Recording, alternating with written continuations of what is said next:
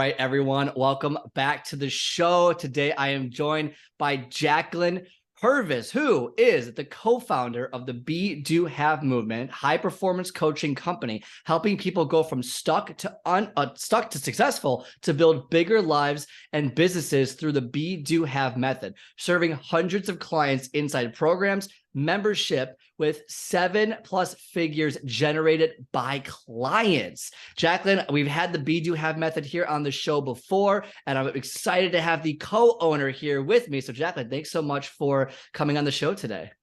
Thanks, Scott. I'm excited to be here. Absolutely. Sorry for butchering the beginning there a little bit. I was getting right into it. I was like, all right. So if anyone has listened to a previous episode, first off, I recommend going back and listening to Jamie's episode back in I think it was like December when it aired, or maybe January when it's going to be airing. Listen to that. He is the co-owner of the Be, Do, Have movement as well. And so Jacklyn also is the co-owner. So this is a great dynamic here. And it is a father-daughter business, which I think is amazing. I think it's unique, and I think it really does indicate a lot of success. So I do want to start with your background and kind of go with how did this happen? How did, number one, working with your dad, right? And then like switching careers, so give us the background. How did you get started in this industry? Well, I guess, how did you not get started in this industry, and how did you make that transition? Of course. And you're going to get two different generations too hearing about this. So that's always good as well. So I come from totally separate from Jamie's space. I was in marketing at an agency. So I did that for about 3 years. And then I did a little bit of freelance on my own outside of that. It was an interesting space. Marketing school, you need that in business. It's going to be helpful regardless. From an agency perspective, it was never my thing. And I just thought, I went to school for this. I'm going to stick this out. This is what you do. You climb the ladder, you keep going. It's, a lot of people can get stuck in that kind of frame of mind. So I went through a lot of anxiety and actually it was affecting me. When your body's out of alignment, you're doing something you're not meant to be doing, essentially. And I had taken a program that Jamie was coaching and went through that for him as a coach. It was a group program, and started reprogramming my beliefs, started seeing that there's other opportunities. It just changed my thinking. And once I completed that, I could never go back to who I was before. Wow. I love that. So that was the start. Wow. So you said something, I want to hit on that real quickly, because a lot of people, I would say, not just necessarily disagree, but actually don't know what you're talking about or haven't acted on what you're talking about. You said something that, when your body's out of alignment and you're not doing something that you want or should be doing. How did you know that? Because look, you look at corporate America specifically. I know you were originally based in Canada, and now you're in the West Coast. But if you look at corporate America, there's so many people who are miserable at their jobs. And this isn't a job podcast or anything like that, but how does someone know that they're out of alignment? Because some people just hey, it's a paycheck, it pays the bills, it's benefits, they'll suck it up, and they might not hate their job, they might like it and just get by. So how do you what's that feeling? Is there anything that can you could identify to people that are like, hey, if you're feeling this way, you might want to think about switching? I didn't know at first what it was. I spent a lot of money on therapy, and I had pure anxiety attacks and panic attacks coming out of it.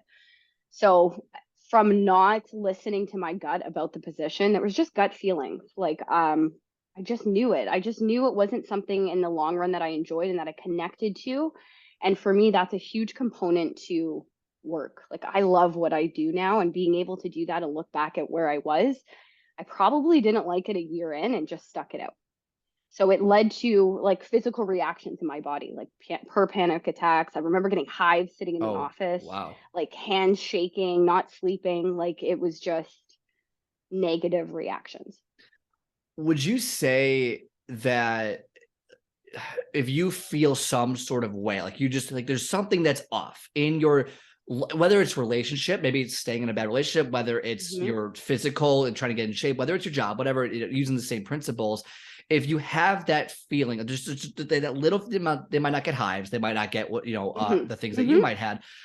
is there something that someone could do? Is it like a self-reflection thing? Is it like really sitting down and ironing out what you want to do? Like, how does someone, how they had that tingling of like for me, for example, like I had this massive, like I was annoyed. I was like, I need to like share what I know with people, and training isn't enough. And that's how the podcast came to be, as a passion project of like, I need to do this as almost as like a cathartic thing. It took me a couple of years to figure it out. But once I finally sat down and was like, this is what I need to do, it was very clear. So I guess, like, is there anything that like you would recommend to someone who's like maybe having that little bit of like I like what I do, but like maybe like how does someone kind of make that next step? Maybe not leave, but how does someone make that next step in any field? I would say just start exploring. Like at first, what I did, it was like self-development books. I just started looking into and exploring who I was and increasing my self-awareness as much as possible. There's a reframe method that I teach a lot of my clients: thoughts, feelings, and actions, and just journaling on that, like what's coming up. And it's just increasing your awareness about how you're feeling in the first place. So recognizing thoughts that are going on, what feelings are coming up, and what actions you're taking because of it, and Oh, continuing to do that until you get answers.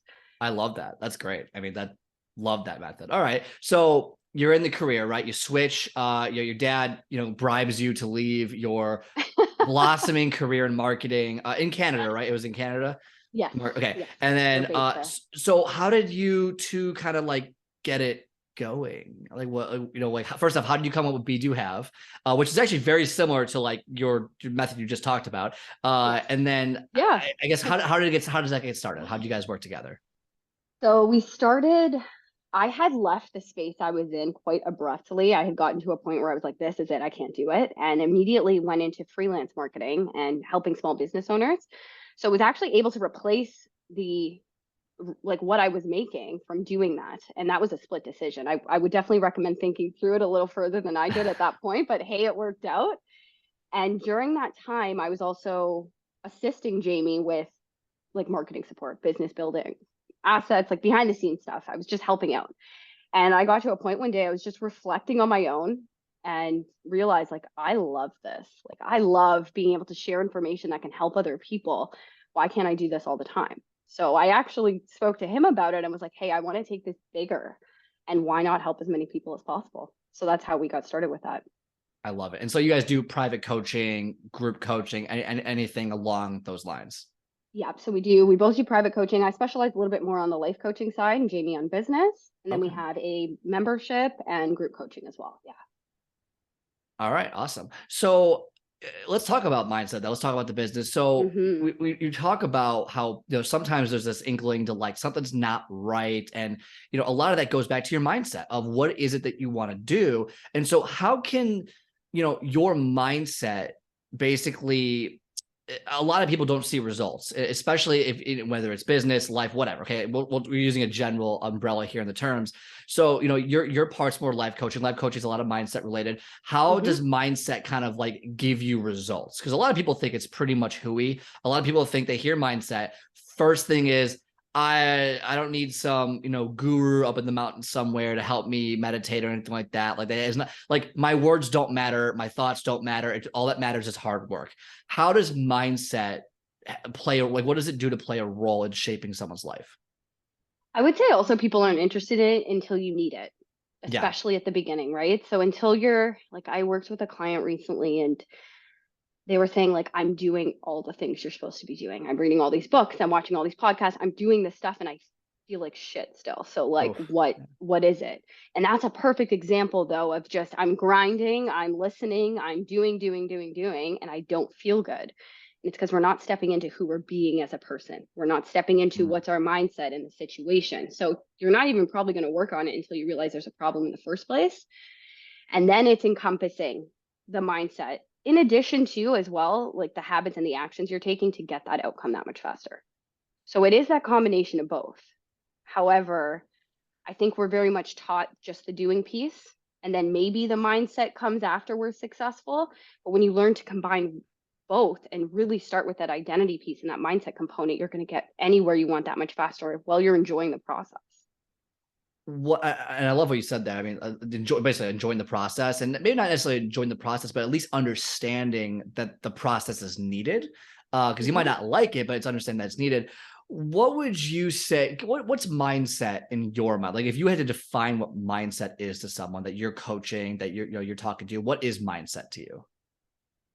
Mindset to me, I look at it as growth and scarcity thinking, right? So I looking at any situation, trying to simplify it here too, looking at any situation, it's always being aware of number one, your lesson or your win in that.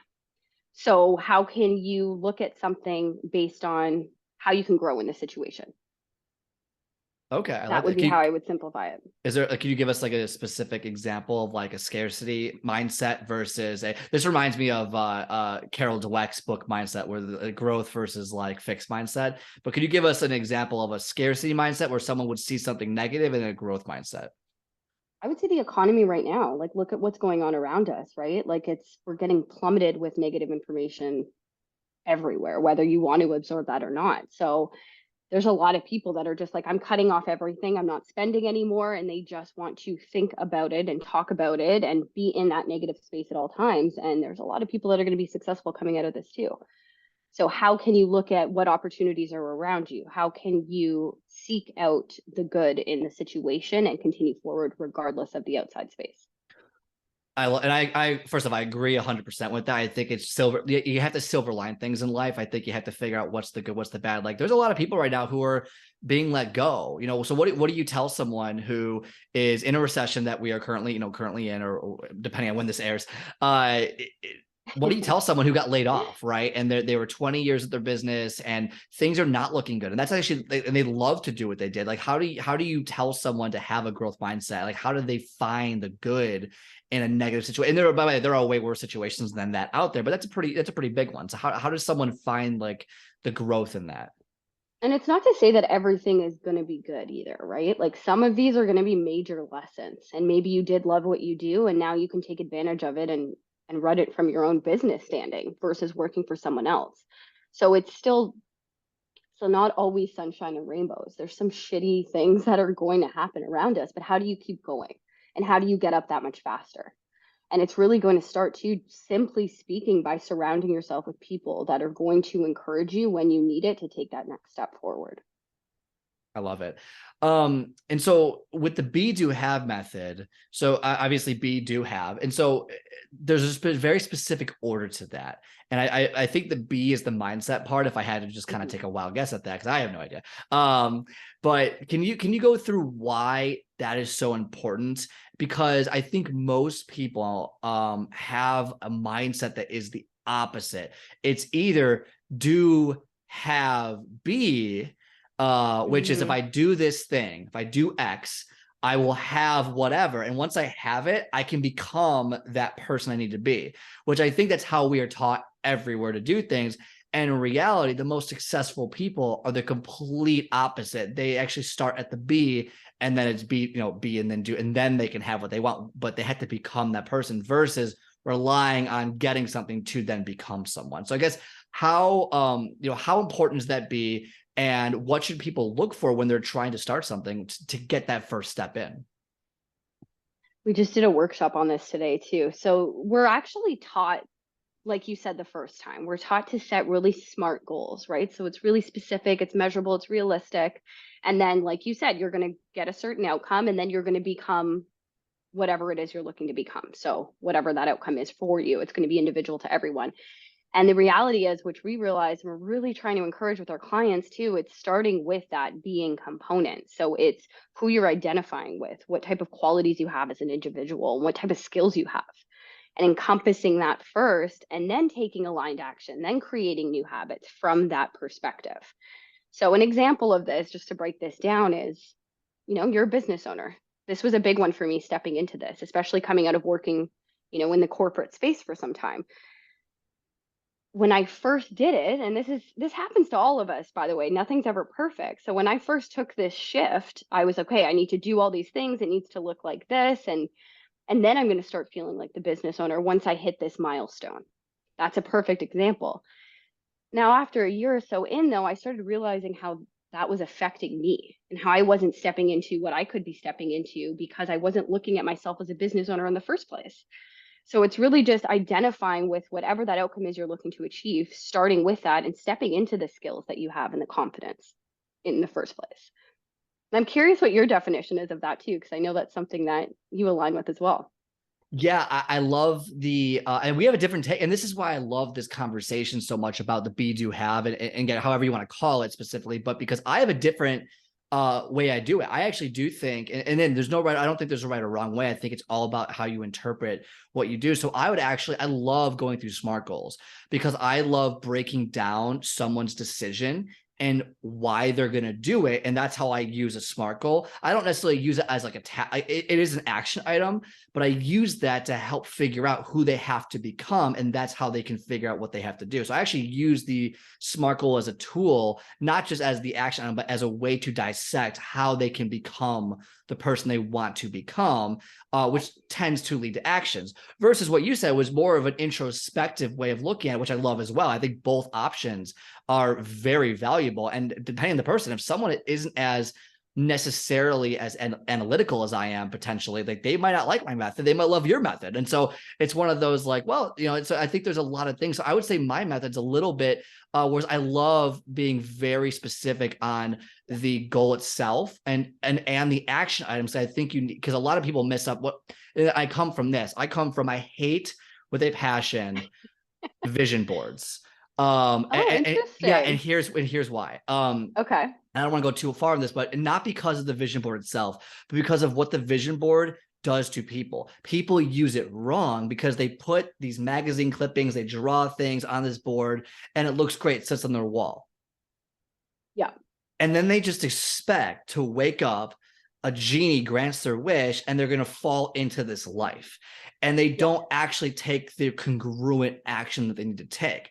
And that's what I've learned from my coaching experience. I need to get those actions in line. The vision board is great if you know how to act, what the next steps are. So that's why I don't like, because people tend, think positive. It's like, well, no, don't just lie to yourself. So there's little things I think get twisted in the industry and in how we talk colloquially to like really, get things going. So that would be kind of my take on like, on the goal setting, on mindset, on how to become someone, as I take an action approach to being, but I don't use it as a crutch to just do something over and over again until they become it. I use it to help them become it. So it's a minor nuance difference that no one would really know. And it's pretty similar because we use our being piece to help clients figure that out as more of a vision. So aside from the, what you want this year, like what do you want to create? What does that look like? Because we just use it as a vision piece. And then the SMART goal comes into, okay, now how do we break that into a plan?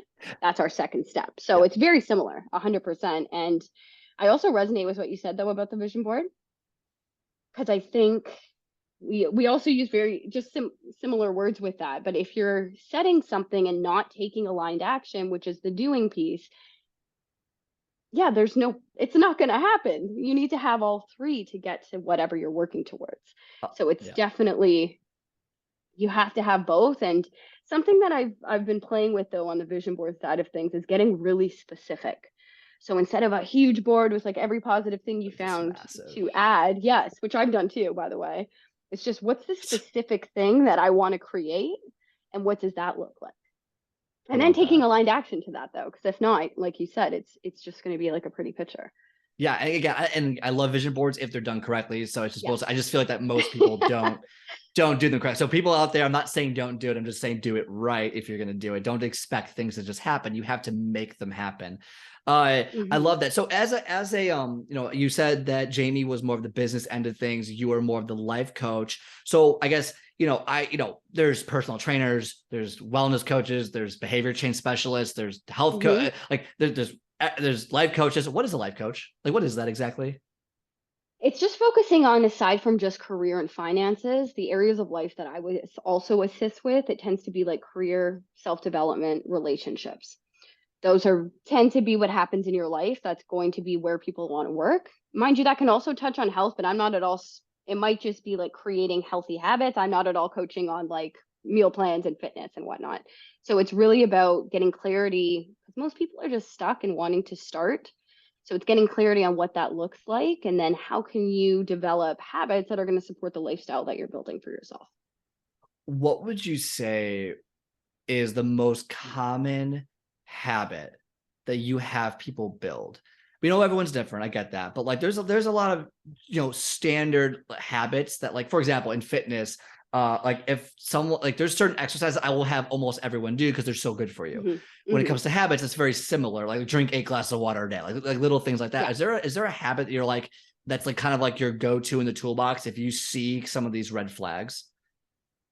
I would say it's 100%. We call it our 5-star morning formula. Oh, And wow. it's Okay. So creating a look, some people are not routine based. Everyone's personality is extremely different. So if that's not a routine for you right in the morning, it's creating time in your day though where that's happening. And that's just starting with 5 things and it's building yourself up first. Because I think a lot of times people are just pouring from empty cups and putting everyone else before themselves. can I get like one of those 5 things? Like what is Oh, one you of get those all 5? 5 of those Oh, all things. right. Well, I want to take away the secret. So what are the 5 things that you would recommend someone in your program? So the first one is no phone. I'd like to do this right in the morning. So this is a morning formula, but But don't touch your phone. how do you wake up? I have Drop my your phone. alarm. I have my alarm That's on my okay. phone. That's Okay. okay. But I mean, like, don't wake up and check your email, sort of thing, Okay. right? Okay. So it's okay if something's going off. I listen to my meditation on my phone too, but not checking actively like social media or anything first thing, just giving your brain a second. But I have like 15 alerts from my Instagram. I have to look. Oh, see, I No. put do not disturb, so it doesn't start until I'm starting work. I have like my That's whole thing smart. blocked. That's Yeah, smart. Okay. absolutely. Block it. Okay. So Should do that's the that. first one. It's real easy. That's 1 star for you right there Yeah. in your Done. morning. Easy. Easy. The next one's learning something. So there's no right or wrong way to do this. I personally read 10 pages a day. Some people prefer podcasts, audiobooks, whatever is your thing. It's just picking your thing. Then there's some form of reflection. So I journal on this. A lot of the times I'm doing the thoughts, feelings, and actions right off the bat first thing in the morning. And then there's the meditation. Sometimes it's a walking meditation. I fluctuate. Like it's not locking yourself into one certain thing, but I am setting that intention for myself and then some form of movement. Mm. What if I'm a single parent with 3 kids and like I don't have, and I guess you answered this earlier, but like do I have to do this in the morning or can I guess gotta find time to do these generally? Yeah, yeah, Okay. exactly. So Jamie, as an example, he does elements of that in the morning and then the rest throughout the day. So it's just those components. But I would say really at the beginning too, if you have kids and you can't make that whole time for yourself, like start with 10 minutes just for yourself, like intentionally, and just being consciously aware of how you're spending your time when you first wake up, just so that you can determine your state. I love that. I think starting the day like that, even if it's 10 minutes of just like not even meditation, but just like relax, like just like having your mind wander for a little bit, I think is so powerful because it Yeah. just because when you start, like I know when I wake up, the first 30 seconds is blissful. It's like, well, I'm exhausted, but like it's like okay, I shouldn't be exhausted, but I'm up. Wow, it's like dark, it's nice, and then within 30 seconds, my mind is racing. I'm like, I gotta do this, I gotta do, and I think most people are like that. We're so trained to be just on the go all the time. So I think having that practice of just even 5 minutes. I mean, just start with 5 minutes of just literally sit there and do nothing for 5 minutes. Wake up 5 minutes earlier. Do that. Like even sit in bed for all I care. Just like sit there and like do and meditate or whatever it might be. I love all 5 of those things you just said, and I do most of those. There's one I don't do, and I have to get better at it. I don't journal. I'm so bad, and I do everything else. I That's think. okay. I think I do everything else though, pretty How do you often. reflect?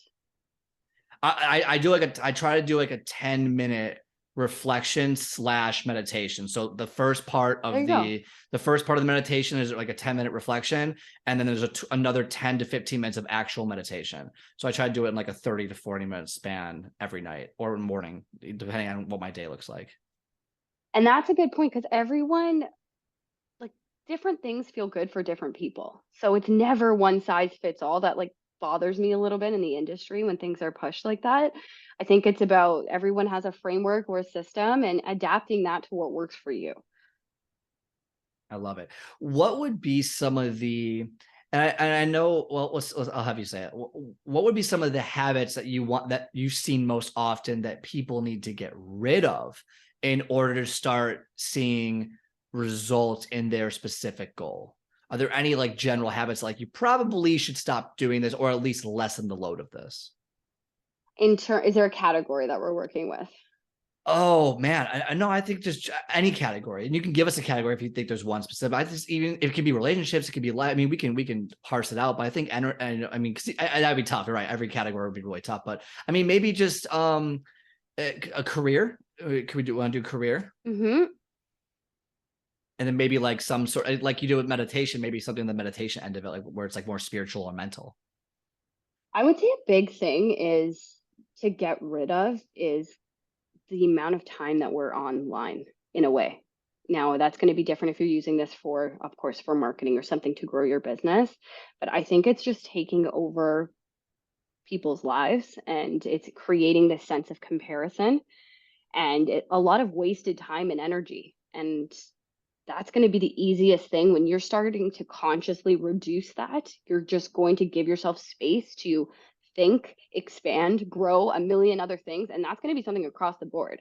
Because even if you're at work, think of how many, like I'm a business owner. If I'm not conscious on social media, which I'm doing for work, I'm going to be wasting time. So that's probably going to be the easiest thing across the board in all of those areas. I love that. And we are addicted to our phones. We are Mm-hmm. addicted to social media. And I raise my hand. I am very much addicted to social media. But the good news, I did realize Instagram does like a daily, no, my phone, not Instagram. My phone does like a daily, Yes. a weekly screen time. And I get very like on Sundays, I'm like, oh, I'm like, I was up 15% this week, or I was down 20%. So I try to stick within like a certain range of like, and it tells you, it's like, oh, you had 7 hours Scary. now again, not all of it's bad, like but like I'm Yeah, like, damn, like that's way more. I mean, I could at least cut down 60 minutes of that for sure. Like there's no exactly. question about that. I love that. And I think that's a huge thing now because it creates a lot of anxiety. I feel like that like It really does. like it's like you're always just constantly what's new, what's new. Like you feel like you have to be connected and then like you're not actually connected.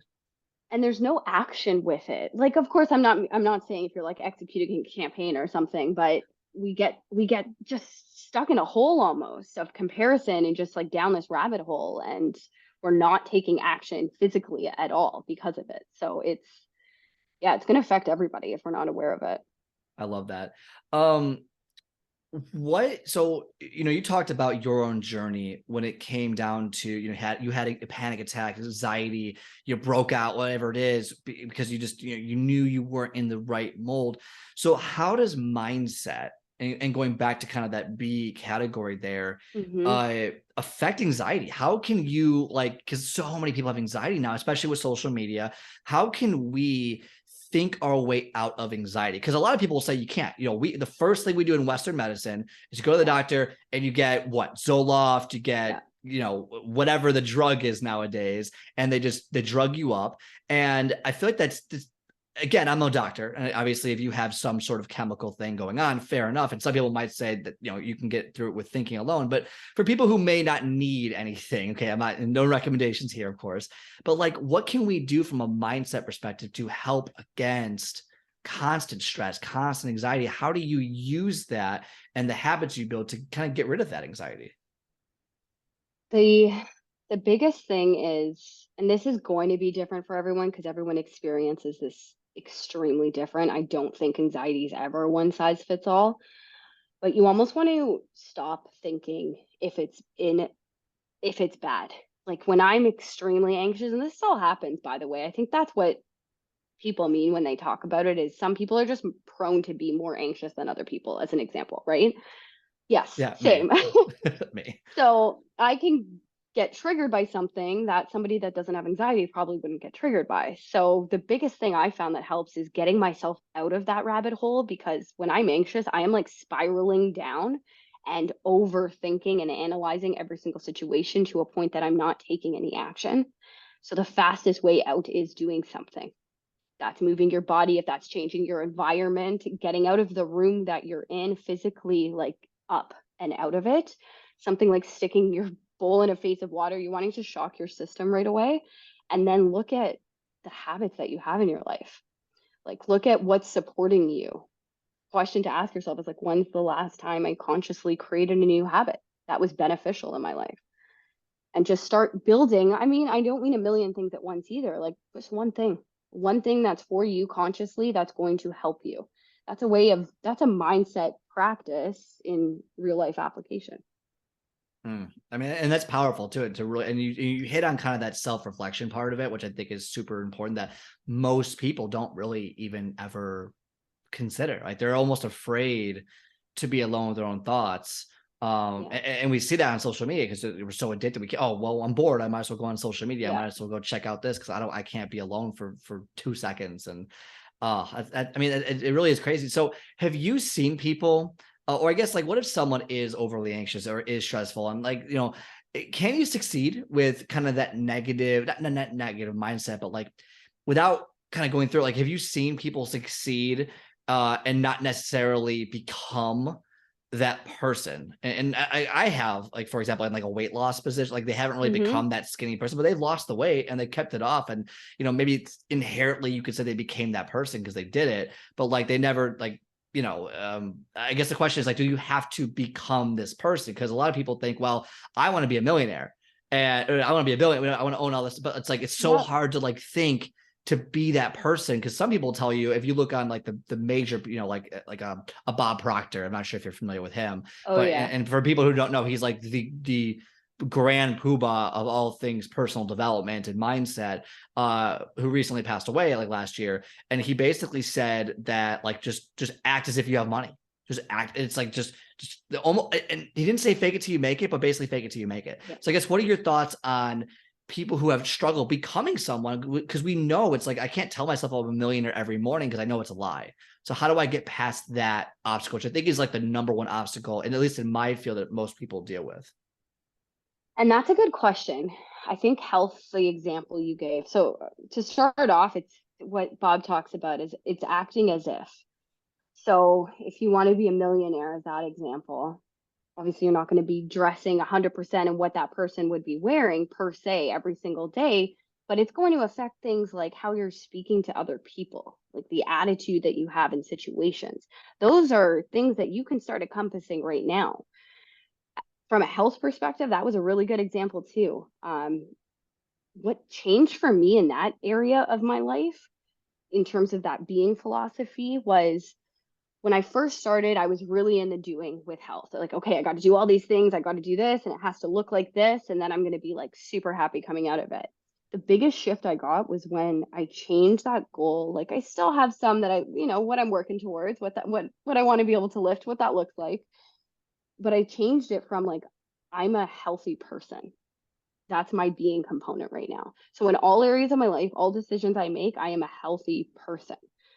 Yes, I'm working towards this external goal, but I operate from that. Like, I know that those things now are habits for me because they make me feel better as a healthy person. So that's the identity piece. So did that answer your question? Yeah, no, I think that's really powerful. I think that when you, I clicked. You saw me. I clicked live on air. I was like, okay, that makes a lot of sense, because it's like, I am a healthy person, so I need to make decisions that a healthy person would make. So when I'm going out to dinner, the decision's already been made. I can't have that piece of cake. I can't have that. I don't want to say you can't have anything, but the idea is like, you would make. So if you want to be that millionaire, what are decisions that a millionaire would make? Which leads me to my next question, which, and I think that's a great thing. So I want people to absorb that. It's like, when you are act as if, it's not like dressing up by itself is going to make you a millionaire, but it's okay, how would a millionaire dress? This is how. And then you start building those neural pathways to actually consider yourself that. And the idea is, from, generally speaking, the law of attraction and the law of, basically, not the law, but and then congruent action that you take with it, you will start to see those results. And that's generally the concept we're going here. But from there, how do people know, and I can give a specific example, but like, how do people know what actions to take in almost any field, whether it's the relationship, whether it's weight loss, which is a little bit easier than most, whether it's career? Like, how do people know what that congruent action is if they've never actually done it before? And that's where you're getting support. Like, that's where you're hiring support. And, if you can't afford that at the beginning, then you're absorbing information about that space based on where you want to be, but you're learning. You're in a learning zone at that time. You're a follower. So you're looking for a leader to guide you to that best next step faster. And we're both in coaching spaces. So I've always looked at it like, and this is another example too of that growth mindset, but I've always looked at it like, why would I go somewhere slower when I can hire help to get me there faster? it's just a no-brainer to me. However, I do realize that's not that common. So I've had a few conversations recently where I realize that I've always thought like that, but I don't think that thinking's always as common. It's like, I can just learn that myself. Why would I hire someone? But I think it's really seeking knowledge from people that are already where you want to be. I love that. And I think that you hit that spot on, at least with my experience, is that the older generation, in my experience, more of like the first and second generation immigrants into the US. My dad is a first generation, I believe. Okay. So I know that. And so so it's sweat equity versus monetary. Yeah. Like, Yeah. so it's like, would I rather go on YouTube and do all this stuff and take the 100 hours it's going to take to learn it? Or do I pay someone and get results that it would take me 100 hours in 10 hours? Like, and I think that's like, again, not a direct correlation. Yeah. That's the idea. My dad, opposite. He is like, I will not pay for a single thing. I will go and figure it out myself. And I'm not paying anyone else to do my, versus me, who I'm like, well, like I'll pay for some things and I'll and I'll do some things myself. Like, for example, like when I was first starting podcasting, I was committed to not paying a dime for anyone. I will learn everything myself. And I did. Now it took me an extra 3 months to learn everything when I could have done it in a week. But that was I wanted to put a lot of sweat equity because I didn't have the money to invest in it at the time. Yeah. So yeah, basically it's sweat equity or time equity versus monetary, investment. And I think you nailed it.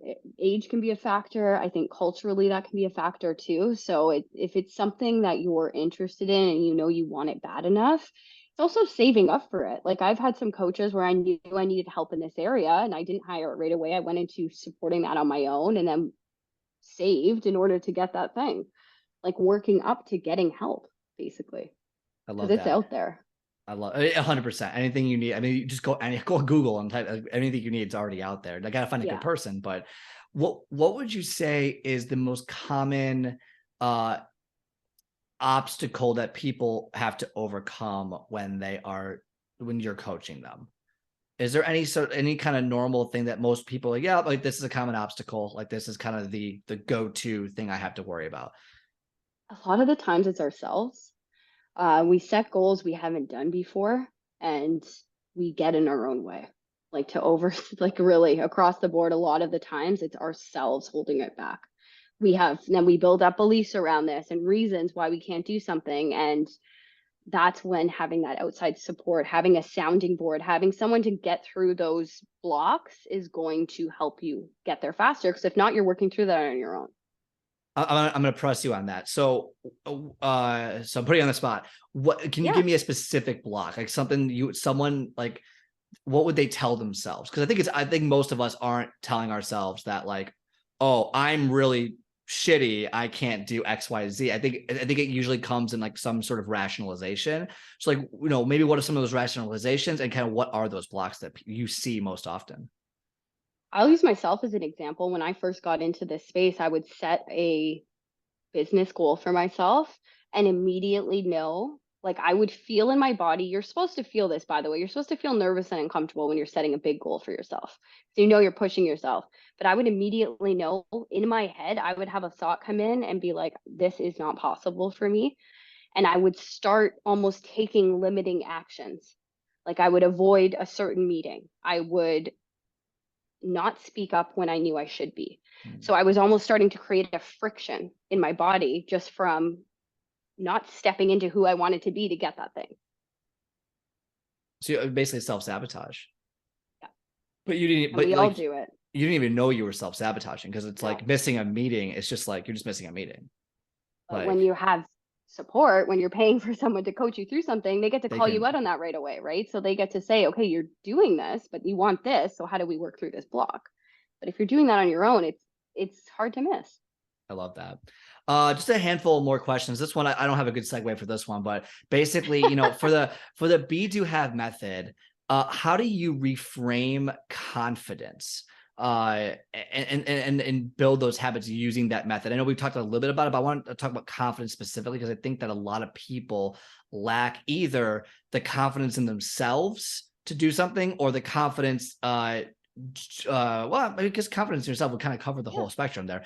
How do people kind of get past that using your method? in terms of developing that confidence. Yeah. So using the Be Do Have method, a big thing that we talk about is working forward based on your past successes. So your new goal might not be something you've done before, but actually going back and reflecting on things that you have done, achievements, milestones, experiences, and actually writing a list for yourself of your accomplishments and reflecting on it. Like, how did I feel when I first set out to do this thing? So it was probably scared shitless. You probably felt the same way. So it's almost building up your own resume so that you can back yourself. So talking about, I know we talked about vision boards earlier, but we actually suggest keeping that out in front of you. Like your recognition list for yourself. You got to be your own cheerleader, right? So the more you look at what you've done before and then take aligned action forward. So you're going to do the things you have to do and you're still going to be scared at the beginning. Confident people, it's not like they're never scared. They're just doing the thing anyways. So it's building that belief in yourself, using past successes for that, and then taking the step forward, one step at a time, no matter what. I love that. I love that. Where do you see your business going? Now it kind of just we'll sidebar that a little bit, but where do you see everything going? Like what's your end goal with all of this? Like end forever goal. I don't know Yeah. yet, actually. Where I would love it to In go 10 though years, right? Like what's the business goal? just expanding it. So right now we are North American heavily based. I would love to be globally based across the world. I think you have a great opportunity with that now with everything being online. Like you can support people all over the place and it's just expanding this out and then expanding our team out. I do believe in getting support and, having your coaching as well. So as you build that out, it's building that out with the right people that also believe in the same philosophies and the same values. I love that. Where can people find you? So we have a self-discovery quiz on our site. Actually, it's free. BeDoHaveMovement.com. It's great to start with because it's helping you understand where you're at right now and what core values you're operating from and core strengths. And so that when you're figuring out where you want to go next, you have that much more of an understanding about yourself. And then social media on Instagram and Facebook at Be Do Have Movement. Yeah. All right. All that will be in the show notes. So anyone can click on that and go right to the site. Jacklyn, any final thoughts? I would just leave anyone listening today with an inspiring note to follow your dreams and just take courageous action. I love that. Follow your dreams and take courageous action. Jacklyn, thank you so much for your time today. Thank you for having me. Absolutely.